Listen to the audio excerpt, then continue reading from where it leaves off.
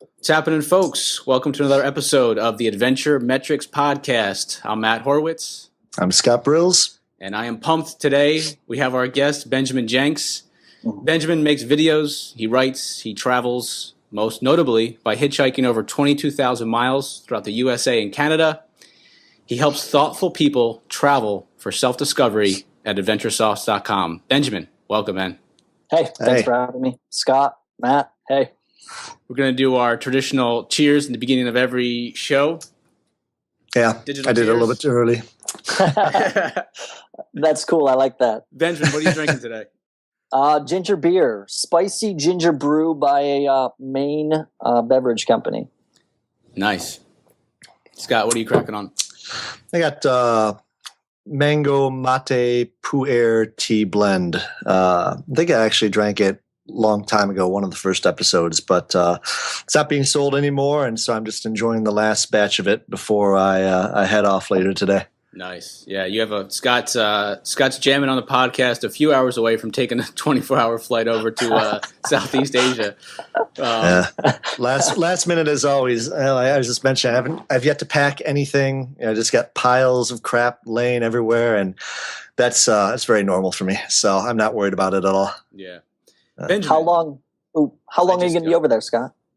I'll be there for 3 weeks. So I'll be attending a conference in the middle, and on either side I'll have a little bit of time to unwind, visit some islands or something. I was just looking at AirAsia flights the other day, and might go to Krabi, somewhere.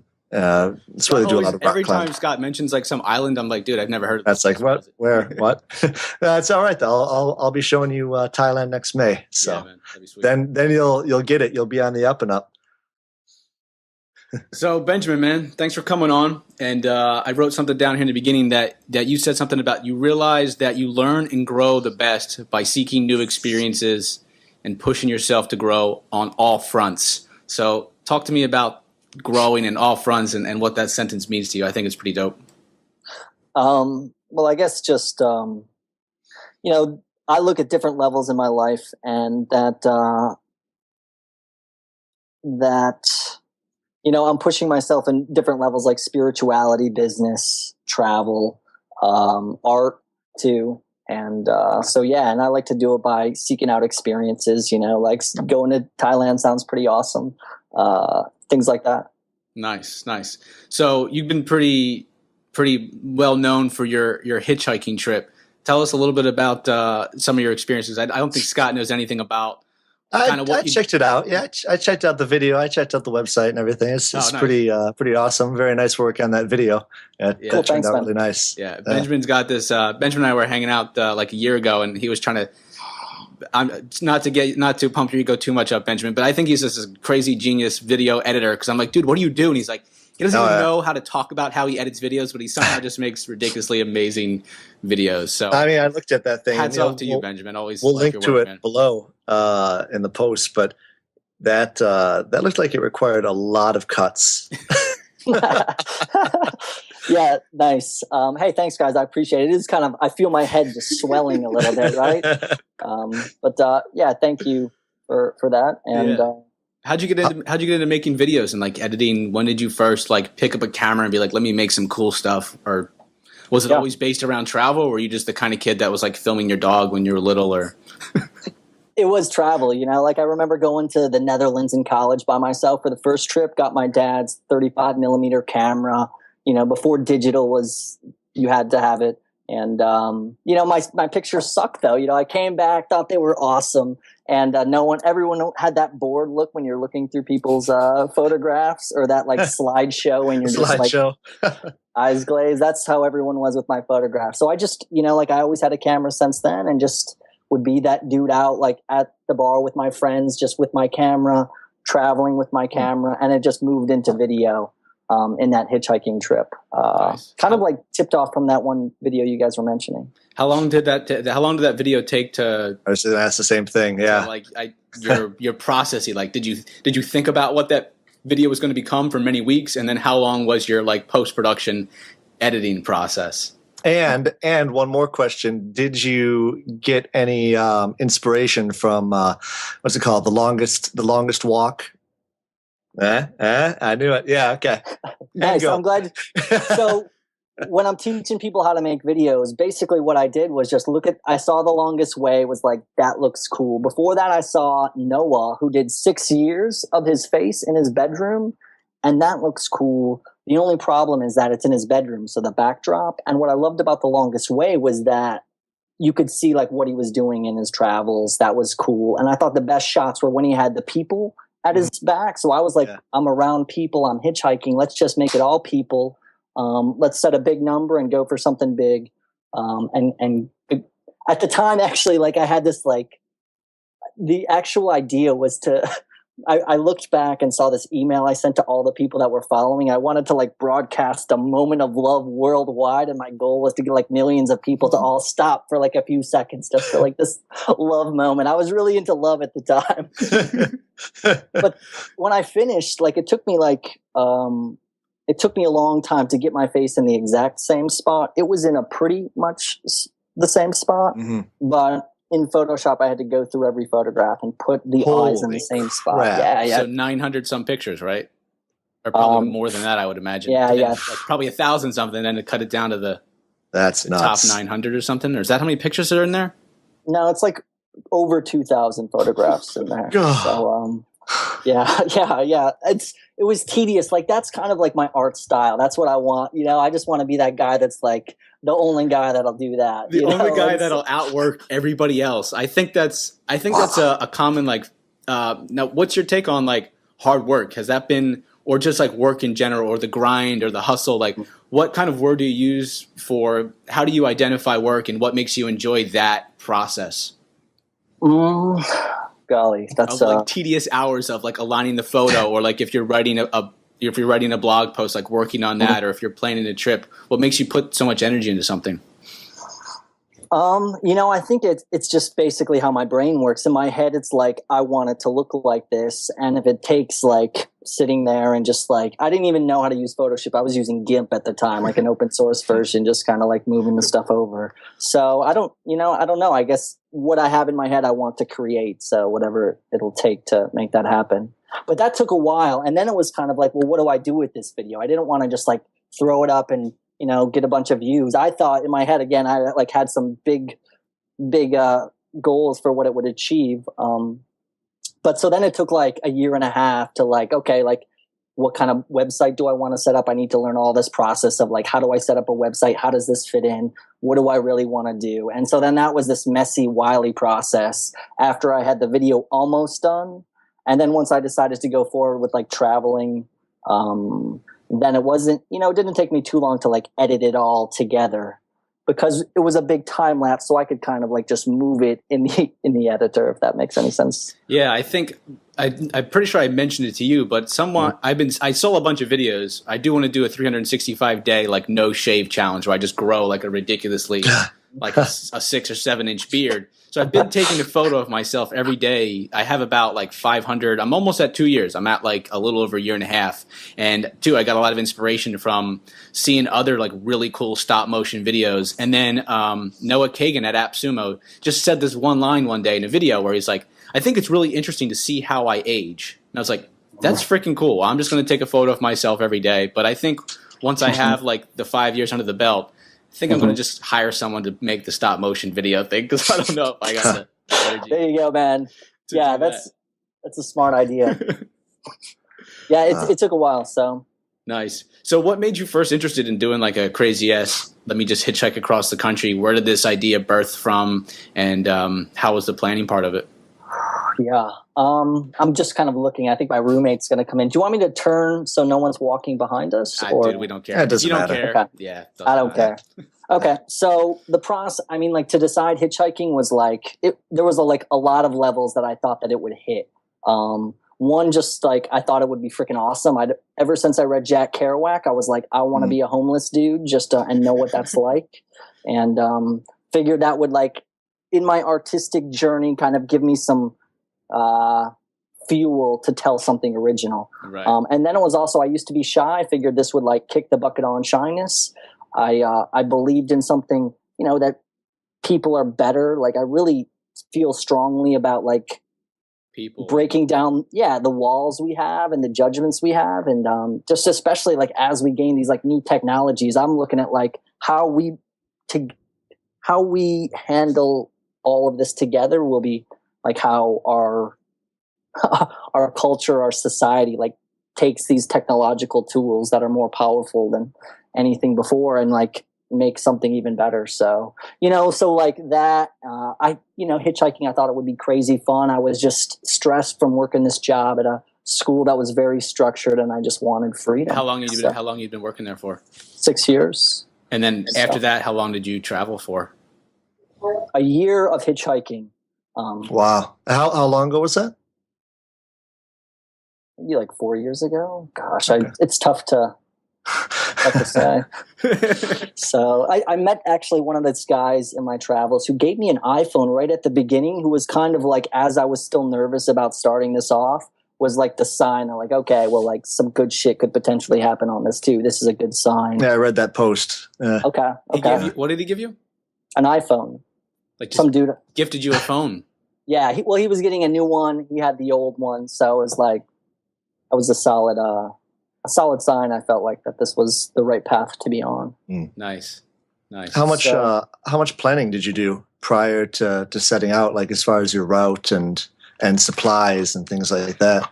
Mm-hmm. No supplies. Route was, I knew I was going to go to Jersey at first to like see my cousin's graduation. I knew I was going to hit Michigan a couple months later. That was about it. I knew there were some places around that I wanted to go, and then I wanted to leave it as open as possible. And like how long did it actually take you? I know you were doing it for a year, but how long did it take you to get to Jersey? Well, Jersey, that I actually took a bus there. That was kind of like before I really like started in my head. The other way across then. So to go across, it took 3 months to go across, like the final time. Oh, wow. So I went across, and then to go back was a little quicker. But that was still like stopping and hanging out. It was really, if I found a cool spot, I'd stay there 3 days a week. And couch surfing or something like that? Used couch surfing, used friends, had a tent, would just guerrilla camp if nothing came up. But would try to base on like, I'd have maybe a friend in Austin and I'd be in New Orleans. So I'd hitchhike and guerrilla camp my way there, but then stay with a friend in Austin or find a city to couch surf in. Yeah, I thought that was interesting. When I asked you a while back, I think guerrilla camping is pretty badass. Just pitching a tent anywhere you can find space in areas that are unknown. And I was like, dude, do you carry like a gun? Do you have a knife? He's like, nah, nothing. So like, you never ran into it? Because like that's even in my head, being someone who travels, I think like, you pitch a tent by like a highway in like a sketchy town, and you have all of you got your phone, you got your computer, you got your gadgetry and stuff like that. That's why you don't pitch your tent near the highway in a sketchy town. There you go. Scott knows. Scott's done this before. Yeah, but like sometimes, man, shit just happens. You end up like you misjudge the time, you miss a ride, like your foot hurts, and you just gotta sleep, and you're, in a weird. Did you end up in any did you have to sleep in any sketchy situations? I mean, yeah, definitely. Like tell us about all of them. Yeah, well. Early on, like I was practiced first for like a month. I just hitchhiked out of Virginia where I was staying. And I went to Charlottesville, saw a show, had some beers, didn't find a spot till nighttime. And that was like, as I woke up in I don't know what you call a grove of poison ivy with like broken bottles all underneath. Then I realized like, I should like find a spot to sleep a lot earlier in the daytime because this sucks. So.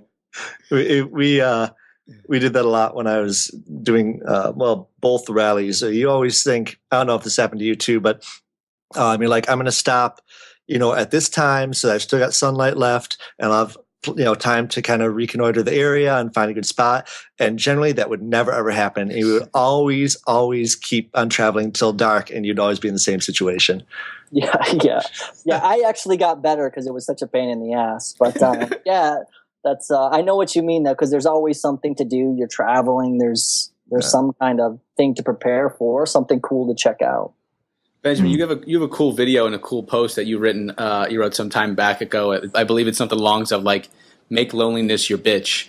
and kind of like how you chose to take the space of like being by yourself a lot, and really how you had time to reflect or journal or do your work or whatever it be. What did you learn from making loneliness your bitch, and kind of or your experience within that domain? I guess part of the motivation for that was I used to get pretty like, what's the word? Like, looks like breasts. I don't know. I used to get boobs. Yeah. No, I used to get attached to girls. I remember thinking like, after a relationship, like, God, this hurts a lot. I wonder if I can get more used to like being by myself. So that was also like a motivation, that solo travel. I wanted to be able to hitchhike into a town, meet cool people, but then like leave and deal with that sort of attachment going, even if it's this beautiful girl, and you have a great connection. So that was a part of it too, sort of like being cool with who I am, that I can rock it out wherever I am. Yeah, I think that's like, I was joking in the beginning, but I think that like being as a creator, artist, entrepreneur, traveler, etc., like learning how to be okay with being by yourself, I think is an important thing. And for me, like, I don't care about, like, I don't need to see anybody for months. I don't even need to date or hang out with.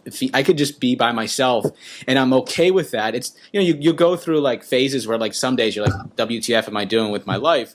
But from that, I think you really get to focus in on your work. You really think about your life, or like, what am I doing over the next 1 or 2 years? What do I want to make happen? And you can kind of, I think a lot of people, when they hit that space, they're just like, I got to go whatever. And they like go and hang out with friends and do nothing, or like just end up wasting time on the computer, things of that sort. So I think it's cool that you were able to recognize that space, and it seems like you could probably, doesn't affect you, loneliness, and you've actually learned to make it a space where you could get a lot of positivity from. Yeah. Matt, did you have to work on that? I'm interested. Like, did you have to work on being okay at being alone and whatnot, or were you always that way? Just kind of an interesting thing I always thought, because even when I was abroad for the first time, which was 9 months in Japan when I was studying, and then ever since, I realized I've never gotten homesick. I may have gotten sick of a certain place, and then you just move on, but I've never gotten homesick. I just wonder, like, have you ever felt homesick or lonely? Did you have to work at it? I think since I was little, I did have kind of an independent character, independent like DNA in a sense. There are times though where, like, I was talking with a friend recently, and I was like, yeah, I'm in a really good state right now. Like, and it's not just like I've been in a really good state for many, many months. Like, almost this past year has been a good space for me, like being able to balance work and stuff like that. And I was talking about it, like, all enthusiastically, and he's like, well, how did you get to that? And I was like, let me think. And I was like, oh, I struggled the hell through it for like 5 years, man, just like all up and down this like roller coaster of like, and I sometimes write about or talk about often, like, when you hit those slumps. Benjamin, I know you've said stuff like this too. Like, when I hit a slump, like, instead of getting really pissed or angry that I'm like, not that I get homesick, but like, I'll be just working by myself. Like, and all of a sudden realize I'd be like, I don't have a girlfriend. I don't even have a girl that I'm seeing. I'm just like, I have friends, yet I've been so like focused that there's no one I can just like call up right now and like hang out with. I feel really like alone. And then like, so there are nights of like the pain and the struggle, but I think from those experiences, like, after they settle and process, like, I become stronger through them. So in a part, I definitely did have like an independent personality. So I didn't really get homesick, and I was okay with doing my own thing. But then I definitely have hit some slumps and learned how to like be okay with those. Notice that that's more or less sort of an ebb and flow process. How's it been for you? And Ben, I was going to say, like, Ben, like, how you said you had to kind of work at it a little bit.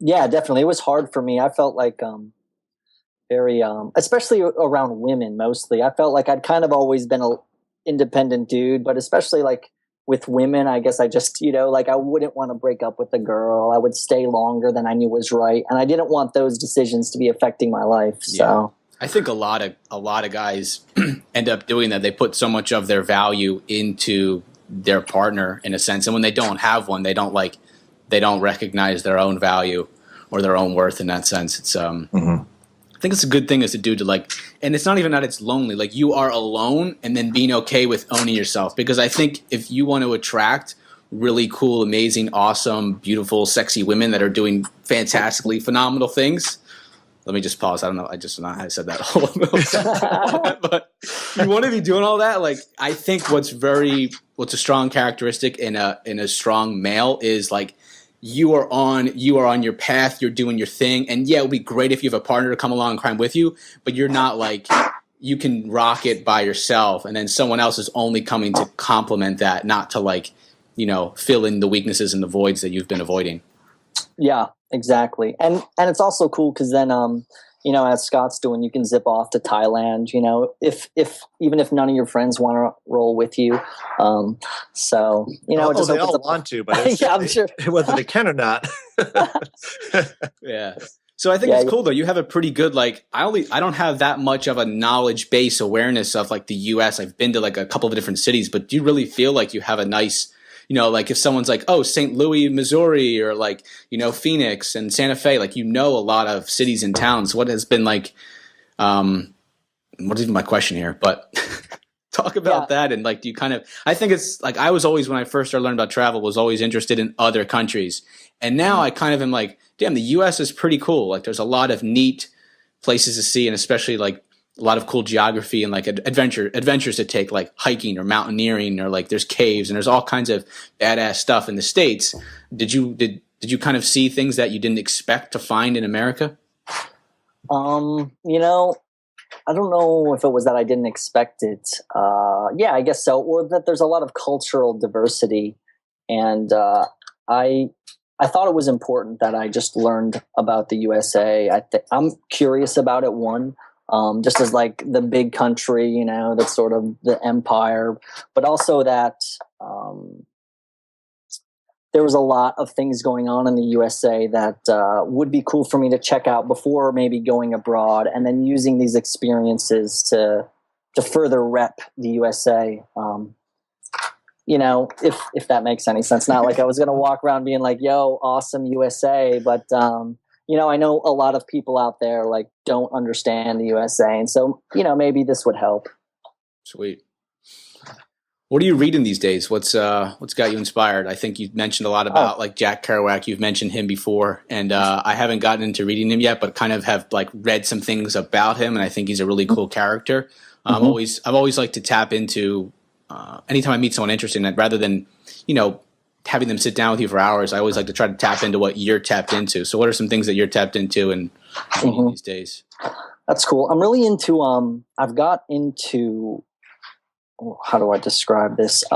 Depth psychology, I guess you could say. So sort of Carl Jung and like the work he's done from there. So there's a lot of people, Joseph Campbell and his work on myths and the hero's journey, which is sort of the basis for like most Hollywood movies, like the structure of a journey and how psychologically all humans, we kind of go through each of these stages in one form or the other. So I'm reading like the I Ching, which is like I think it's a Taoist text, and I'm really digging that. So I read that kind of stuff. I read like spiritual stuff like that. I'm also reading a lot of like film books, like how to make a movie, because like you said earlier, or maybe it was when we were chatting before we jumped on the call, but that I'm good at video, but I can't necessarily explain it. Like I really want to change that and be like, man, if I can just learn more about this, I could probably make even better films. Yeah, it's like you kind of just learned by doing it, so you didn't have you didn't necessarily need a technical like, oh, let me cut this frame at 0.07, whatever the lingo is. You're just like, let me just do it. So you kind of just had the muscle memory without knowing the lingo, and you didn't really need it in a sense. So that's pretty sweet. I think the hero's journey is definitely Joseph Campbell is some really cool stuff. And you recommended Benjamin recommended I read a book a while back. It's called Fire in the Belly by Sam Keane, which is pretty good. And you said that he inspired, kind of similar related, you said that he inspired like David Data and stuff like this, kind of about this like male archetype warrior hero journey.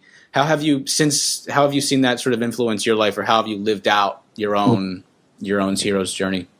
Well, so what that work helped me do was like find meaning in the adventures that I had. I almost felt like I would just zoom in going ahead too fast, that I didn't stop and really like take the time to like get down into all of these experiences and see the meaning that I had. So like Joseph Campbell's work really kind of like I saw parallels between what I had done and this hero's journey that he was describing.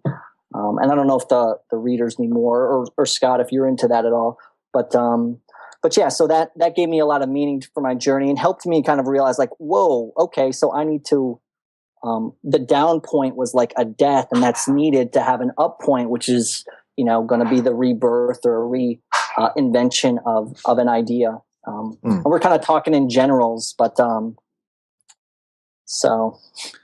What's been your Scott? Did you have something you were going to? Oh, I was just I haven't read it at all, so I was just kind of listening, listening in and just kind of thinking, sounds interesting. But Sure. I actually did want to quickly go back to the whole journey across the U.S. just because it's my thing, long extended journeys, and just I want to see how many states did you end up visiting? I don't even know. Like, you got to know. Come on. People ask me that, and I'm. Well, then you got to find out. I know, all you got right? to do is just plot your course. I got to count them up, right? Yeah. Okay. All right. And then, I guess I can answer that kind of. It's basically like the bottom, like as if the USA was a bowl, like East, West Coast, bottom, and then the middle on the hitchhiking journey was pretty much unexplored. So like North Dakota, Wyoming stuff, but you're more kind of all right, sweet. So you're like a non-counter. Scott, they do exist. Who did we talk with last time? I don't know, some other travelers. I'm like, how many countries you been to? They're like, you know what? We just stopped counting. We didn't want to be like me. I'm the kind of person that, I track stuff. I gotta count. I gotta count. Scott's been like a collector since he was little. So he's the kind of guy that probably was like, I have 417 like yellow lighters from, I'm making stuff up, but like just keep track. Comic books, baseball cards, comic cards, rocks, stamps, insects. Yeah. And now I collect countries. How do you work that with as you're traveling around? You just have like a really big backpack there, Scott? No, so I was just kind of mentioning how I went to REI because I had a 75-liter backpack that got stolen in Tunisia when I was doing my Africa trip last year. First night in Africa, and I get all of my crap stolen, which was amazing luck or lack of, should I say. And so I went to REI today to buy something instead of my usual rolling bag because I just wanted something a little bit more small, a little bit easier to pick up and go with because I'll be doing a bit of traveling within Thailand. And so I went with a 45-liter instead of a 75. And even that is big compared to some people I've been kind of talking with on minimalism and whatnot.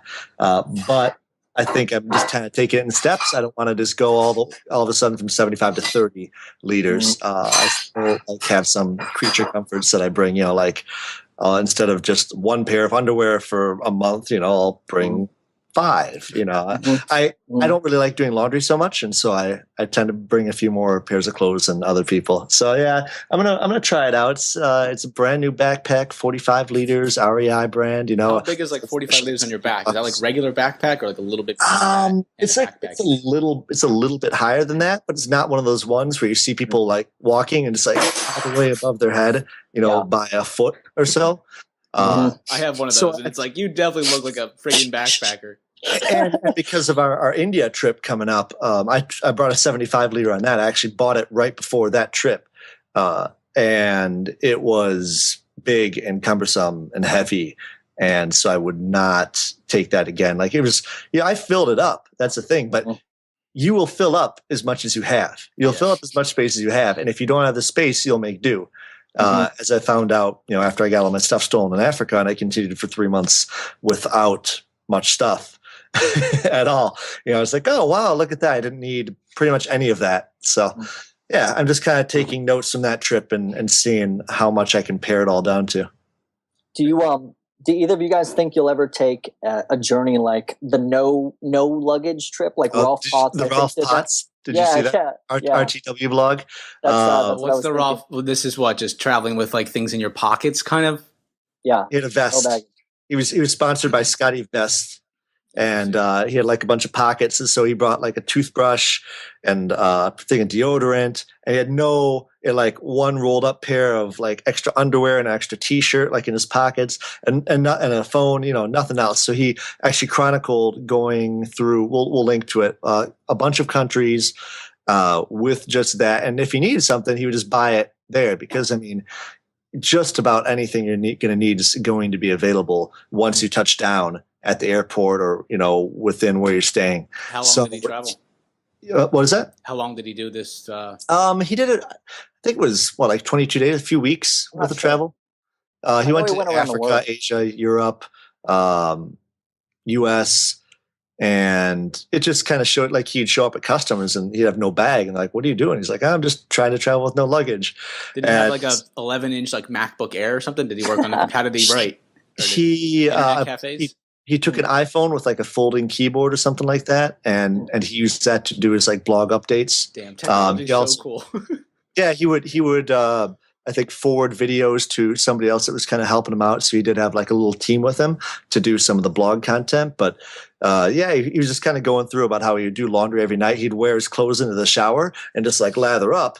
And then after that, he would take them off and he would wring them out and then roll them up in a towel, like a travel towel that he had with him or a hotel towel, and then let them dry, and they'd be dry by the morning. Like a bunch of cool travel hacks that you can use, even if you're not traveling without any luggage. Even if you have luggage, you can still kind of make use of some of these trips or these tips that he had, like how he decided in Morocco, I think, to buy to replace his deodorant with a salt stone because it lasts forever.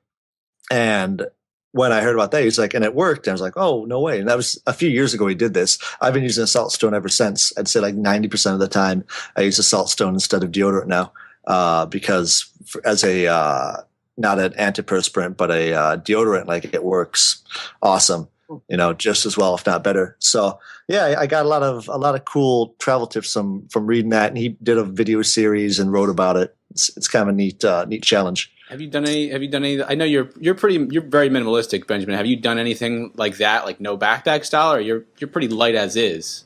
Yeah, but I have a 65-liter backpack that I was using, and but it was weighted down the last time. I had like a big tripod on the side of it, and I was just like, this is a lot of weight. But I definitely want to try to go down. It's tough because I want, there's like a movie. A lot of times it's like movie equipment. As movie equipment gets better, like it's going to be easier to do. But so I would love to give one of those a shot though at some point. Tell me on the topic of travel gear, what are some of like your things that you always take? Like, I got to have my computer, my camera, whatever it be. And then do you have any like little tips? Like, do you always bring like some little thing that no one else thinks of or brings that you like a little travel hack or gadgetry or something? Let me think. For dressing up, I like to use a vest. Just throw a vest over a t-shirt and you're like rocking high style. Like, or at least I think it's high style. I'm not exactly polling everyone else, but, so I like a little vest. I've been traveling with like some kind of dress up gear. Like a small mask, actually, just for shits and giggles. Just, like I have this, Mitt Romney mask that is now like gonna be sticking with me just because it's handy. Like you're out meeting new people, it's like a cool way. I don't know, I've been at like costume parties and stuff, and it's helpful to have something small. I did like see a that. Video where you are wearing that mask. Oh yeah. I'm gonna start rocking that more. I had an Obama mask, which I thought was better, but it fell out of my. I think Scott, you went to Burning Man maybe, but it fell out of my pants at Burning Man. So well, I lost bike there, so I feel your pain. Yeah. Did you drive a school bus out there the first time? Was that? Yeah. That was pretty badass. And the second time too. So Benjamin's got another cool video of like him just driving this like huge bus with like the brakes aren't working. There's like he's lugging like 14 people across the country or something. I like how you take what could be like you went mountain biking in Banff, Canada. And, it could just be like a regular activity, but like you shot a really cool video and just like, it's funny and it's well edited. And I like how you take a little experiences like driving a bus. Well, that's a little bit more extreme, but like the mountain biking. Have you seen this mountain biking video? I have not. No. Your Burning Man video is pretty good too. The tips to Burning Man. Like I was actually, because I was going to go out there and I was like Googling for tips on Burning Man, like online. And I was like, oh, look, Benjamin's got a video that came up in like on the top page of Google. Let me look at his tips. Related to Burning Man, you have a post. Where's the title here? What does it say? Get naked, the fastest way to become yourself. What is that? Yep, I can attest. I don't know if that's about Burning Man, but that should be about Burning Man. I think that post is about getting naked to be yourself, just being vulnerable. I was drawing like the parallel actually between the last scene in that hitchhiking video I made with all those people, me and these girls, we skinny dipped in the Atlantic Ocean as like the final scene. And it was like, I thought it was cool that although I'd asked this big group of people, just like these 6 girls who were like couch surfing or I'd met them were friends, were like, and all were really nervous about just getting naked at this public beach, you know, but like everyone like rocks out, you know, like, oh, we grab some lady walking past who's like, surprisingly, I get asked to do this kind of stuff all the time. So there's like a little Mexican family just chilling in the water nearby fishing, and we're just buck naked jumping in and coming out. So I thought it was, in my eyes, I was kind of like giving them props for like just getting naked. So tell me about some, Scott, I know you have some stories about, we talked about that before, but I'm pretty sure probably not everyone might have heard that. What have, tell us about one of like your more interesting or memorable or influential experiences while you were on the road hitchhiking. Just something that like you woke up in the morning and at the end of the night, you're like, there's no way in hell I would have thought this would have happened today. For you, Benjamin. Oh, for me. Oh, I thought you were asking my bad. I would like to come back to Burning Man too, because I bet you got some interesting stories there. What was the question again? Oh, like what didn't happen? Like one night when you went to bed, there's like you're thinking as your head's on the pillow, or like you're like, there's no way in hell I would have thought all this crazy, awesome, amazing stuff would have happened today. Just kind of one of the, because you're definitely like every day. You should just rattle off stories. Yeah, like I'm sure you've got to have some crazy stories. Can you give us like a rapid fire round of like 3 to 5 things if they come up? Okay. So the last time I hitchhiked, so we were talking about the first time, but I hitchhiked again for kind of 6 months. It was also traveling. I was with my girlfriend at the time. And so we were hitchhiking across, and I was trying to make a documentary about the experiences, thinking I'd met all these interesting people. Let's film it and like make a longer production of that video. But nothing's cool happened. Or not nothing is cool, but all this stuff that I had hoped had happened. We were like getting to New Orleans and I'm like, shit, like nothing crazy and cool is happening. This is going to be a shitty documentary. I was just stressing. Now I got to hitchhike naked just to make some content. What do I have to do? But so we wake up in New Orleans. We're like having a crappy day hitchhiking out of New Orleans. Just, you know, like New Orleans is not the most, it's on like a peninsula with just bridges going across. There's a lot of like lower income people around, and we were struggling. So we somehow make it to the end right before the bridge right across Lake Pontchartrain, and we're jamming. And the guy who had dropped us off is one of these guys who, he's like a white dude, and he like took us out there because my girlfriend was cute, basically, you know, and he's like, you're in the hood, man. And he's one of these guys who would say something along the lines of, there's black people and there's it, you know, like the N-word, you know, like, which I can't even say, but like, this is the type of guy, like, dude, you know, he's telling us all the bad stuff about the people in the area. And so he drops us off. It's starting to get dark. We're like, oh man, this is not good. And then this dude, like, within 4 minutes, like little, like foreign pickup truck pulls up, like almost hits us, just stops right in front. You know, he's just like, oh, hop on in with his French Cajun accent. We're in his car, and it's like, wait, what happened? Did he switch? I lost it. Did you switch cars? What happened there with this other truck? We were standing. So the guy who was like the against black people guy drops us off to hopefully get us out of town, and we're waiting there in this sort of bad neighborhood. And it's starting to get dark. And as we're waiting, within 4 minutes, this small little Asian pickup truck pulls off the side of the road as soon as he sees us. I see. Yeah, we hop in with this guy, Timmy Joe Thibodeau, which was his like fake name. He told us later because he'd like embezzled $30,000 from some bank like a long time ago, and he was kind of living in this what did he call it? He called it a not a cabin, not a shack. He called it some name that hopefully I'll remember. But shanty, kind of. It was along those lines. Camp. He called it his camp. Yeah. A little bit more sturdy than that, but not too much. He had like a hole in the ground that he would seriously feed alligators through. And we know this because he took us to his camp and wanted to show us around. And then we're hanging out with him, and like having some beers, and he's smoking a little weed after work. And we're like, sure, why not? And then we're shooting guns out into the bayou because it's right on the bayou. Like we are over top of the bayou. What is the bayou? Wow. What is the bayou? Yeah. It's like a big swamp across the bridge from New Orleans, or that whole area is just bayou, big swamp.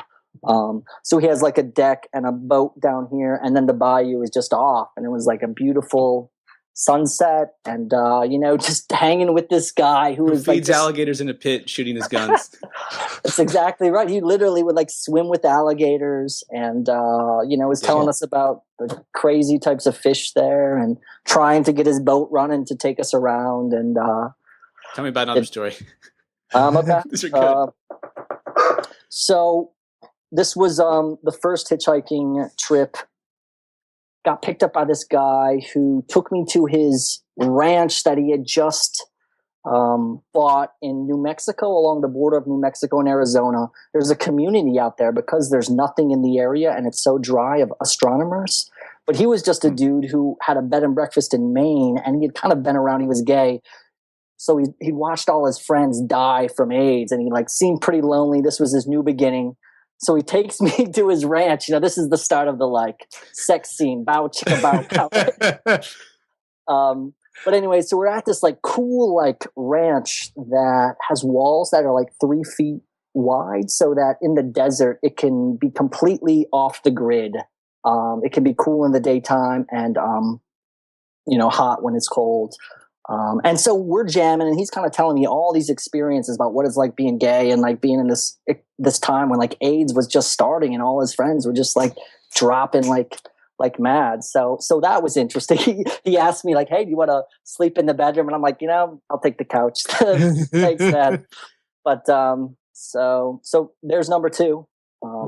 Speaking of that, have you, just because something similar has happened to me when I was hitching a ride, have you ever gotten a ride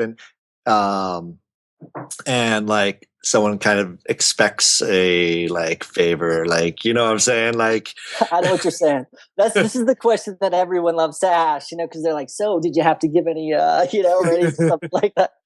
But I would say, so before I even did that year, I had hitchhiked a little bit, and I'm walking in North Carolina, just a beautiful morning.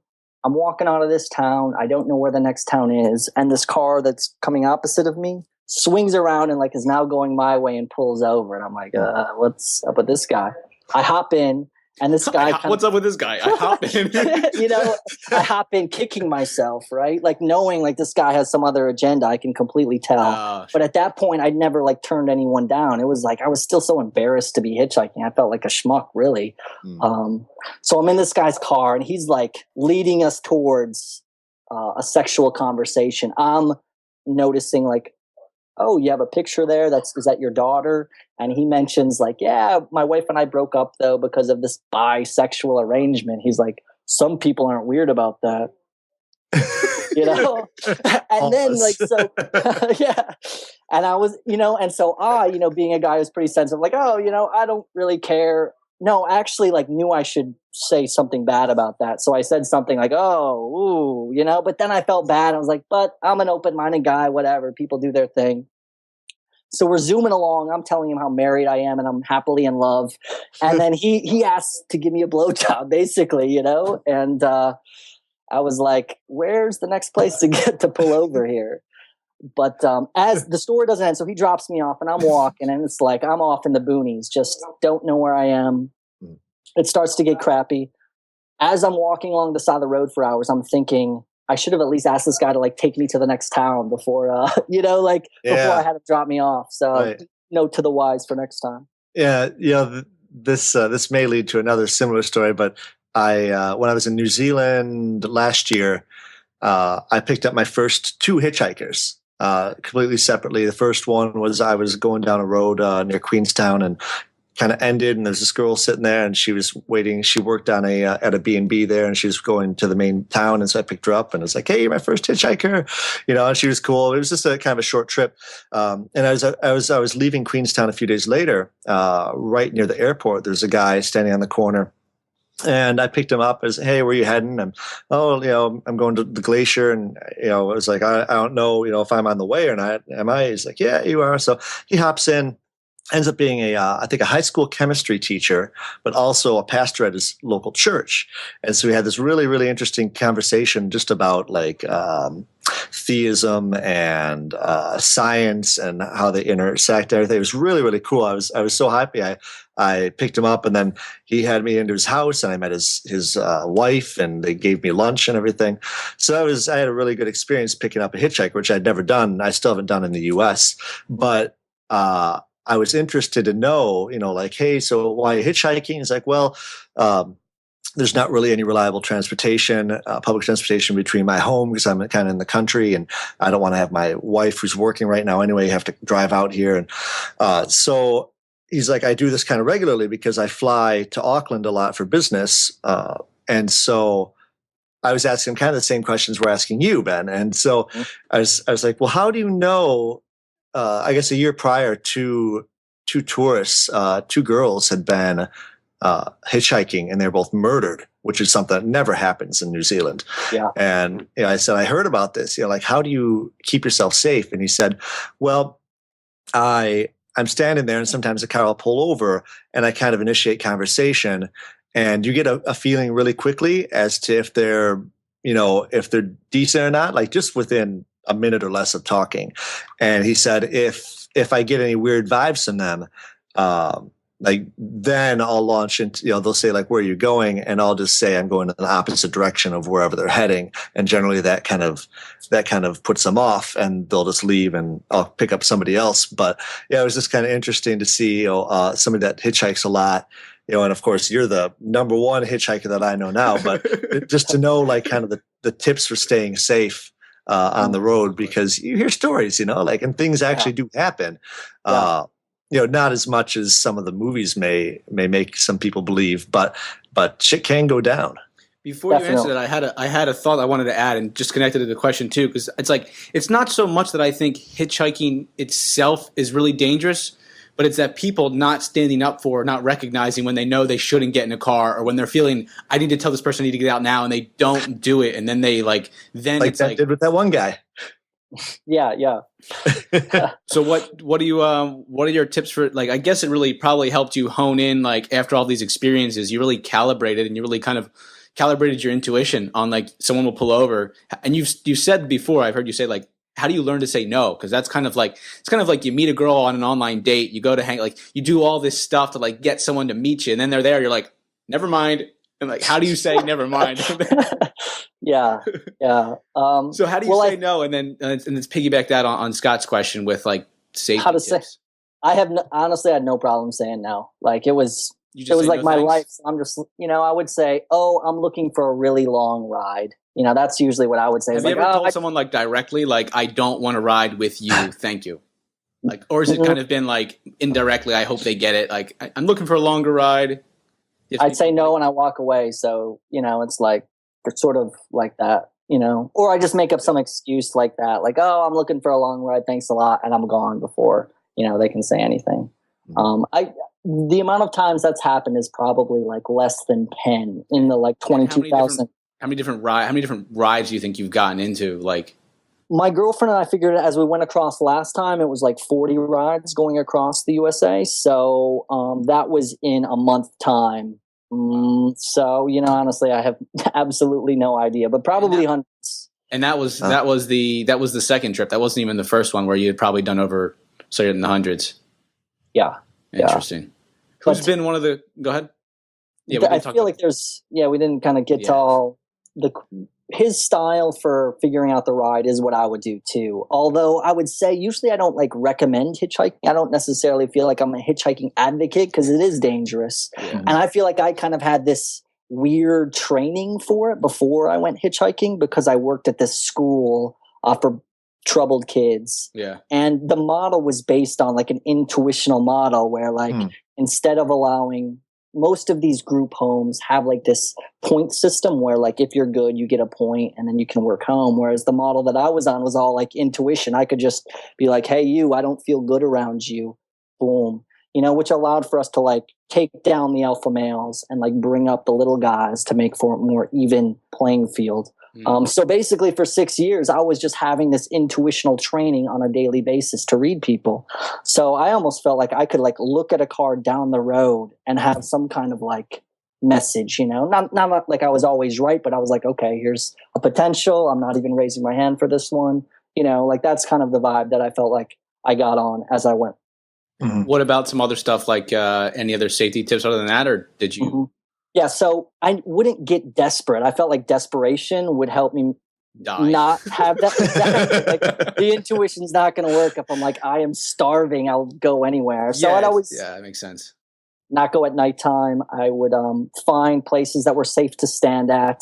I felt like I also had a better chance of getting hit by a car. Like just the roadways and the sidewalks were pretty dangerous. So always just being careful about where I walked. And then just being willing, I don't care who is in that car, how mad they are. Like, if I don't like it, I am not getting in, you know, and that was sort of the What about attitude. signage? Did you do signage or did you just like hitch it with your thumb? Or did you try a little bit of everything? Usually just a thumb. There are situations with a smile. Did you try out like different like facial, like different clothes? Like, did you have one hat that was just like the shit? Every time you wore this hat, like you were right. My style that I developed over time was the point. It was very kind of like, it was a casual point that was kind of like, hey, you know, and then I'm thumbing, you know, because people, you almost can get ignored out there. People are just in their zone, but the point was kind of confrontational. But I would try to be super friendly, like, yo, hey, it's been a long time, you know, and then boom. I felt like that got the best conversion rate if we want to hit that, right? That's a good question. Yeah. That's got to be like the best answer I've ever heard for such a like and it's not just that it was like it wasn't just that the question was unique, but your answer was like, oh yeah, like here was this thing that I developed after just doing this hundreds of times. It's like, you know, because it's like every time you're in a car, you can just drive by a whatever it be, someone on the road, an accident, someone with a flat tire, you're just like, screw that, and you're just like right on with your life. So like, how can you enter that space for a split second and have an influence in a sense, I think is, and you definitely, the point with the, like, it's like a perfect timing. It's kind of like your video editing. It's just like, there was so much perfect subtleness in that thing that it just, people are like, I don't know why I'm pulling over right now, but. Yeah. Well, I'll add one thing. I often had my camera, like my big camera, around my neck too. And the way that I dressed in the video, I wore a sport coat and almost had like a uniform. And I feel like that was pretty helpful. Some people would stop me like, what do you mean the uniform? I had a vest and a shirt, or not a vest, but a sport coat and a t-shirt and a headband. To kind of show like I'm not just an average hitchhiker, I'm doing something. Oh, like not a good idea. Not like what do they call those? Like the grungy, the crusty something. Yeah, crusty kids. Yeah. Yeah. What's up? What is that subculture group? It's just like ridiculously poor and just like they or no. I mean, I guess you shake anarchists and just nonconformists and yeah. But I feel like they're all really like financially strapped really hard. Like they really don't have any money or they don't have support. I think train hoppers. Yeah, I think some of them are doing it for freedom or are poor kids. You know, I think there's a lot of kind of emotional stuff going on with these kids too. Yeah. And gosh, there was one other thing I was going to mention about them, but I can't remember it now. But did you ever see do you ever watch the videos on Vice.com? Yeah. Did you see David Cho's across the U.S. and up and down?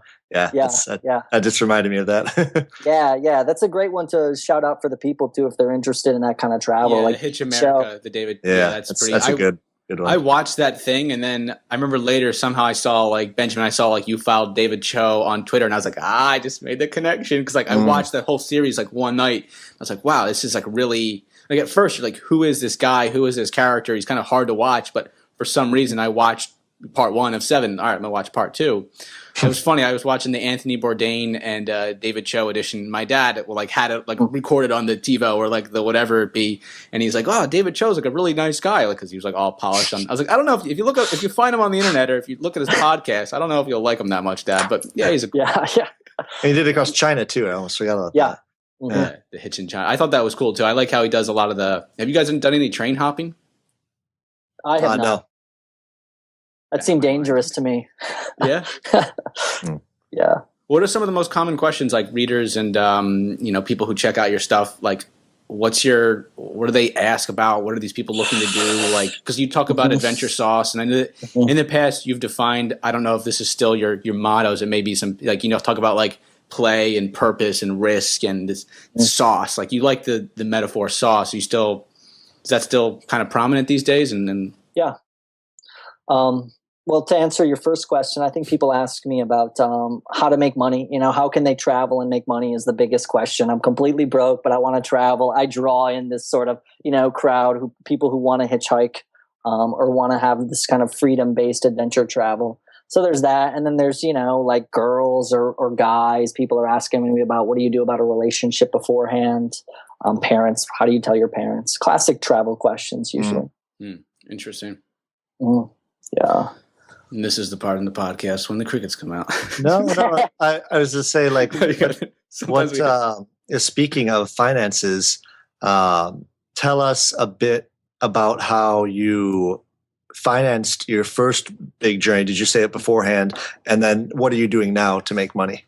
Yeah. And I didn't mean to mention the crickets because you were being born or anything. It's just like every now and then, sometimes like Scott and our guests will just stop talking, and Scott and I are both just like, yeah, we don't have any questions just at this moment. Just give us 5 seconds. Keep talking.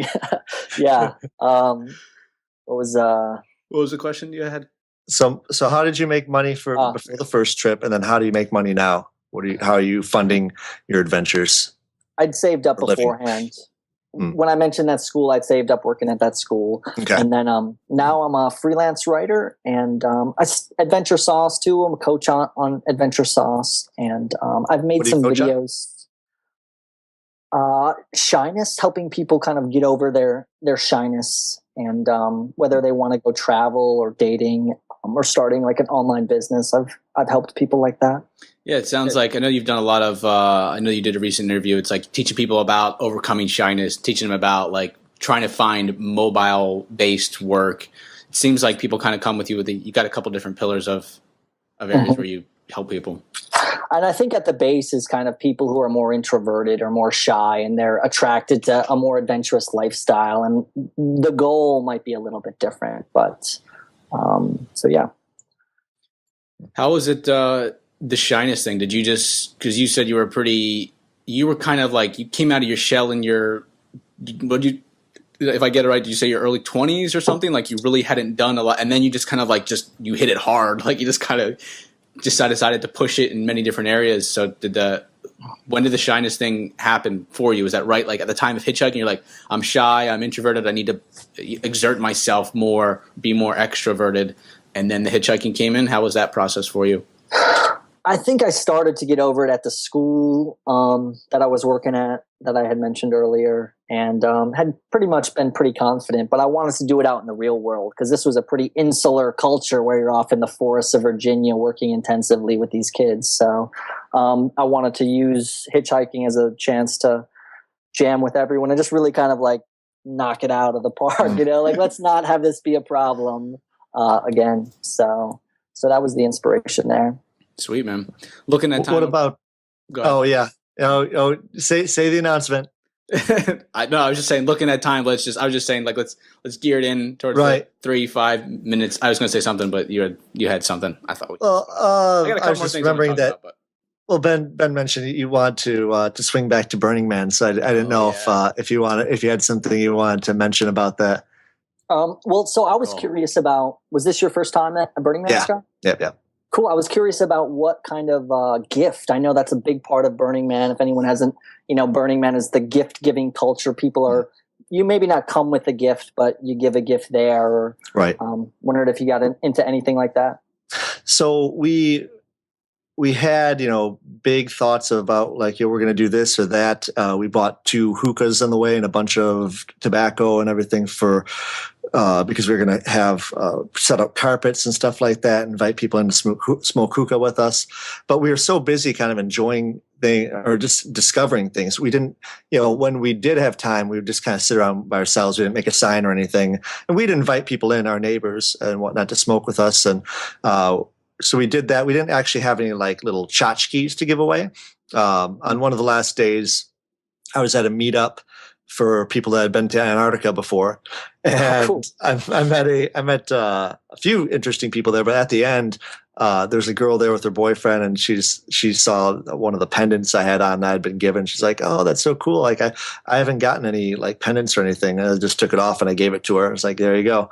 And so I think it's just about giving what you can. I thought some people really go all out, or some people, they bring tons of little things to make into necklaces, or they bring.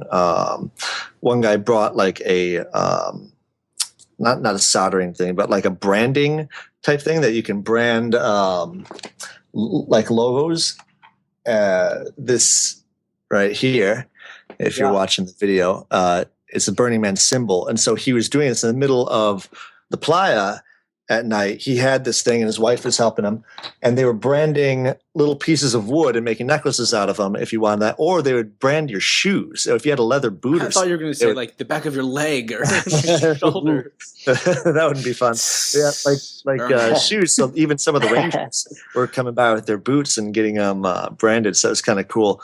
I honestly was burnt out before even getting there, because I was kind of in charge of the whole group of 17 and making sure that everything went as smooth as possible, and everyone, nobody was disappointed with, oh, we didn't bring enough water, we're gonna starve or whatever. So I was really putting a lot of effort into that for months and months ahead of time, especially the last month beforehand. And so I got there, and I didn't do as much as I thought I might do at Burning Man. I had a lot more just of a chill experience compared to some of the other people.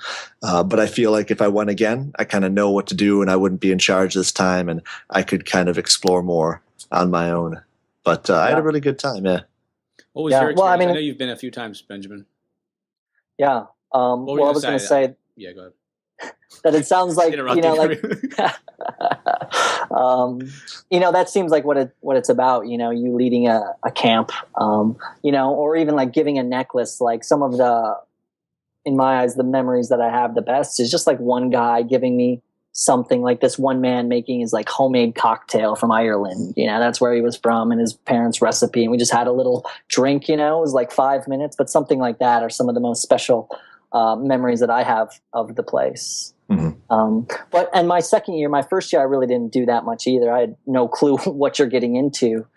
So good for you for running a camp. But the second time I made a film there that is actually the footage for that video you were talking about. But that's just a video I kind of made afterwards. Like the film is actually like a different thing, and you can only watch it at Burning Man. So, there's like, well, I kind of like told the people that were in it, there's like a porn star in it. There's like that I would only show it at Burning Man at this camp. Oh, so there's like 2 versions of this video. I didn't know. Yeah. There's an X-rated version basically. But you can only see that in Black Rock City? Black Rock City. Yeah, Videogasm is the name of the camp, and they're usually like right on the playa. So if anyone checks them out. Nice. What did you like when you came there for the second time? Will you go back for a third time? I will. I don't have any plans to go right now, but I feel like once I get some things taken care of, then I'd like to check it out. Now, is Burning Man, does it just like blow your experiential knowledge base so wide that when you come back, sometimes it's hard to explain everything because it's been so much? Or did you have some like key ahas or just some shit that was like, wow, I didn't realize I always do this around, any realizations? Yeah, how do you explain it? Because everyone was asking me too. It's like, how was it? It's hard to explain. I feel like after the 8th person to ask you, you're just like, shut up. It's like, just go. Just go. Yeah. I don't even know how I explain it. Yeah, I'm not really sure. I definitely got a lot out of the experience both times and could like point to some like really kind of key moments. So I don't know if we want to rock into those or what, but I don't know. What are you feeling? Do you want to? What are your key takeaways? Well, when I went there first, it was sort of like the I felt like it was kind of like the seed started to grow for like my web projects. I'd finished hitchhiking. I was figuring out what I want to do, and I got to Burning Man, and I was just like, whoa, I realized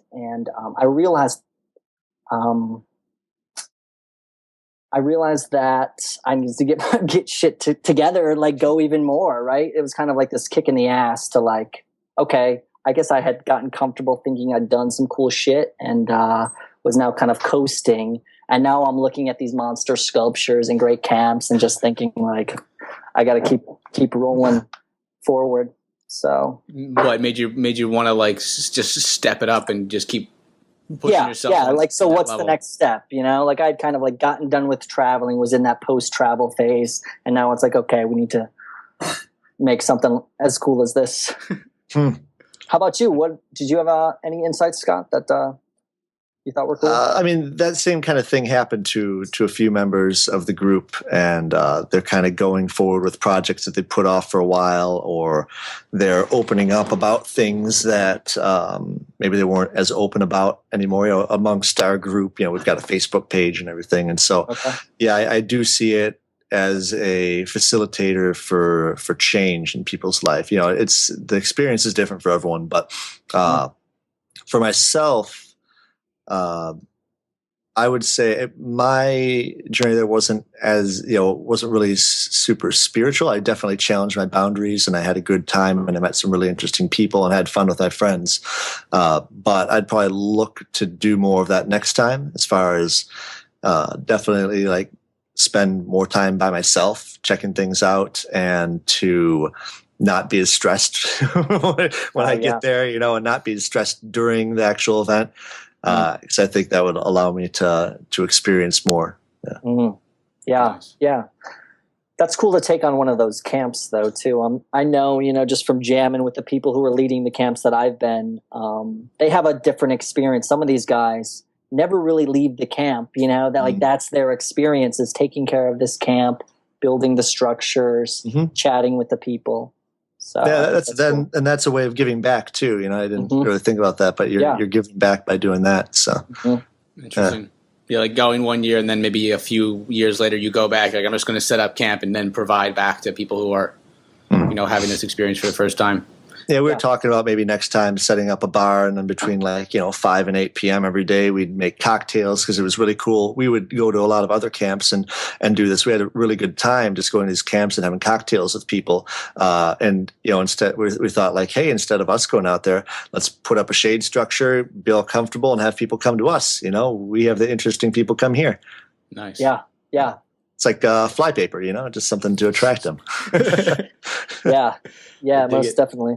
I dig it. Benjamin, any cool adventures or anything that you have, or are you more focused on your work right now? What's coming up? Yeah, what do you got moving forward, whether it's months or years? I got to make this documentary. I shot this documentary. I'm like going through all of this footage, like just tagging it up, getting it all into these films that I want to make. So like right now I'm like in Austin. I made my little space. I'm kind of like just focused in on that. I almost feel like I have to finish that before I can even kind of see what's coming next. Because I think that would be. What streets? Right close to Manor Street, which is on. No, Manor. Okay, Manor, it's like 21st. Yeah, Scott lived in Austin for like 5 years, I think, right? Yeah. I was up at Far West off of Mopac. Okay. Yeah. And then right around 31st for a while. Okay. Yeah, I'm right across 35 on the east side, right over there on Manor, where like El Cholitos, if you've been over to that spot, or Thunderbird Cafe is. Very cool. Yeah, Austin's a great spot. And by the way, after you're done doing your documentary, I've got dozens or maybe hundreds of hours of footage from Africa, so I'm just gonna send that to you. And if you could, in your free time, just kind of go through and do the same thing, tag it, chop it up. Yeah, I know what you mean. Yeah, it's like takes no time at all. What's cool is I'm getting a process for like this massive amount of footage. So yeah, footage. Teach me. Yeah. It's a year later. I haven't even watched most of the stuff yet. Yeah, I think go ahead. I was just going to say, Matt and I were chatting how he was going to like hire someone, and that would be my suggestion. Although maybe I'm not the guy, depending on your budget. But Nice. Benjamin, man, this has been a fun chat. I think we covered a lot of cool ground, and more or less, I think a lot of the stories really, for those listening, because all three of us like the theory or the metaphor of adventure, whatever it be, whether it's hitchhiking or just like breaking out of your shackles, breaking out of your shell and trying something new. So as we gear towards like closing this out, traditionally wrap up, I close the show on a quote that I have prepared, but kind of wanted to just give you the floor, give you the space. I'm going to kind of like intro you again right here to like pump you up so that you can step on the stage and kind of who's ever like, if someone's listening this far, like they're digging it, they've gotten value, there's something here.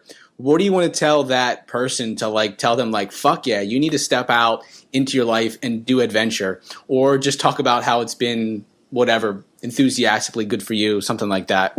Toss you the mic. Cool. Thanks. What I like saying now is I used to be really on like, go take action right now, that being sort of my motto. And I've gotten away from that a little bit, especially like with the peeps that I'm trying to help, more introverted people. I think if you're watching this far, like you are on track, like that is a good action to take, to be like soaking up information at first, like really maybe I think a lot of people as writers and creators, we want people to take action on our work, and maybe people need to read and kind of like get all filled up with information for a while before they take that first step. So I would just, if you're sitting there being like, I want to make this happen, being like, yo, by watching something like this, you are taking that first step right now. So good for you, and just keep it going. Keep taking the next step, whatever that is. Yeah, make sure you take the next step, though. Just watching a bunch of videos online isn't going to make anything happen. Yeah. I dig it. It's a good perspective, because too, it's like everyone out there is always telling you like to take some sort of action after you watch whatever, and it's like, well, if someone's watching all the stuff, I'm not going to take all these actions. So it's a good. I like that perspective. I thought it was cool. I'm just reiterating what you said. Like if you're watching this, like you are doing the right thing. You're on the right path. I often tell people who have like found certain pieces of information, it's like, you're on the right path. Just don't quit. And I always say, keep rocking. Benjamin, before I wrap on the quote, man, I just want to say thanks again for coming on. It's been fun. And we'll wrap out with the quote that I actually found that you mentioned on your website. Quote of the show: your work is to discover your world, and then with all your heart, give yourself to it. Buddha. Word. Benjamin, Word. Thanks, man. Fun thanks, time guys. with you. Talk to you guys soon. Thanks for coming. Adventure on. You too, guys. Take care, everybody. Take care. All right, guys. Yeah.